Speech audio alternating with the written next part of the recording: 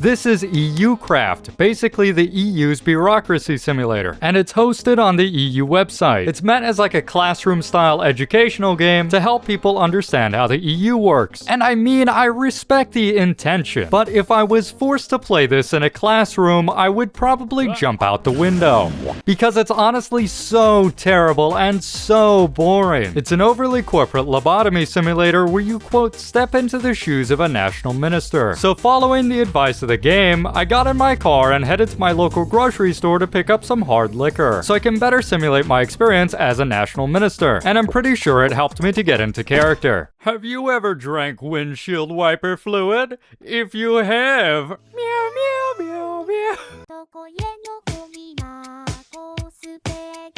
So I loaded up the game to be greeted by the most god-awful corporate music I've listened to in my entire life. After having muted that disgusting sound wave touching my ear, I chose to play as Greece because I felt it would be funny to see if I could ask for money. And I, Nick T, the official delegate of the Greek Republic, are given 3 proposals that we'll need to negotiate for. Now I'm gonna be completely honest and say that my original expectations were really low for this game, but once I got to the main hub, the tutorial framed things in such a way that genuinely surprised me, and led me to believe that this game might actually be interesting. I mean, just take a look at this. There could be an entire world of possibilities that I'm about to explore. Yet, as soon as I realized what this game actually has to offer, I was immediately disappointed, because all there is to this game is that you have 3 issues you'll need to deal with. That's those E1, E2 things you see on the side. One of those issues we're told we don't care about, but the other 2 issues we do care about. So all I'm literally doing is clicking my mouse and asking other nations to come support our proposal in exchange for us supporting them on the things that we don't care about. It's just back and forth. There is no negotiating. It's either they just say yes or no to supporting us. That's it. And if you think about it for a second, it's actually incredible. It's incredible that the game somehow upped my expectations and then immediately disappointed me in the span of a minute. Ah, Jesus Christ. And it's actually such a shame too, because some of you might have thought, oh, but Nick, this is a kid's game. It's meant to be educational. Why are you bashing on a kid's game? And to that I say that I learned more about world geopolitics through Hoi 4 than I ever did in school. Games that are well made, especially for kids, are the types of things that can get people to learn. Imagine if this game had been good, and really educated people on why the EU is so important. There's even a multiplayer mode, which we'll get to in a second, but couldn't you imagine the amount of intense diplomatic discussion in multiplayer had they given more thought to gameplay? Instead, I'm given this cookie clicker type bullshit, and now I'm gonna have to blame the EU for my mental instability. Hey, don't skip it, don't skip it. I'm just here to tell you real quick that I work super hard on my videos, and you could subscribe, and I have a Discord, and yeah.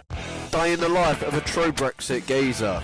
Wake up and meet the wife Susan. So, in order to click buttons in this game, you need to gather points. And in order to obtain more points, we're required to do some tasks during our break. That's what this little area is. It's the EU's break room. The corporate hellscape where everyone moves around like Jamiroquai. Now, in order to get our points, we're given a task list. So, what are these tasks? Well, we'll need to drink a coffee. Yes, I'm serious, that's part of the list. Identify 3 countries with a certain color in their flag. Make our character do an emoji.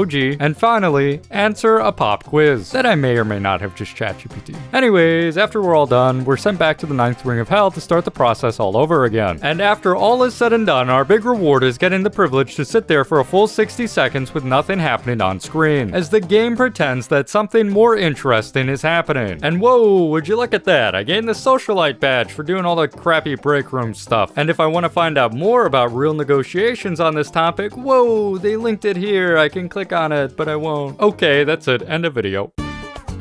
Wait, what?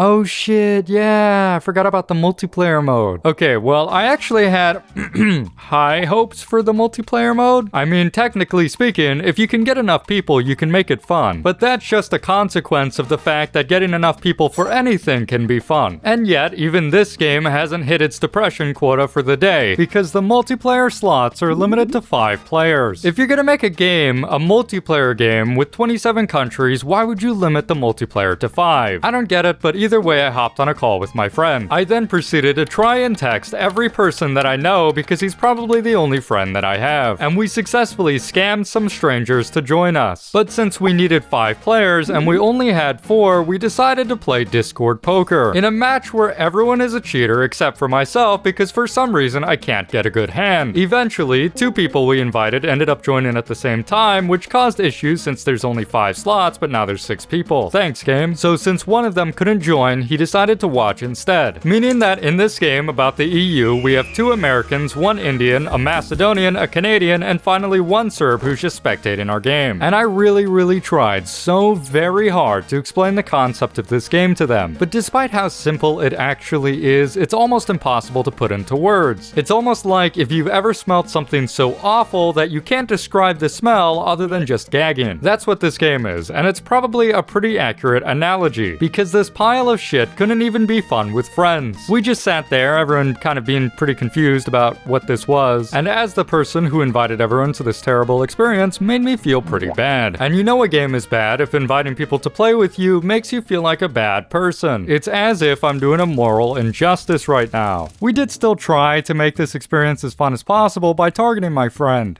I'm 2031 gang. 2031 gang? Okay, let's do this then. Hold on. Alright, everybody target 2031. Yeah.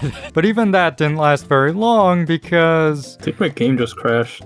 My game just broke. How does this browser game crash? Yep, just like that, one by one, my friends dropped off like flies as their browser games crashed. Their browser games. Oh my god. Anyways, I watched this all happen in real time, until basically I was the last one standing. And just like my friends, my fate was also around the corner as I sat and watched my game break as well. So to counter the depression I got from this game, I went straight back to gambling.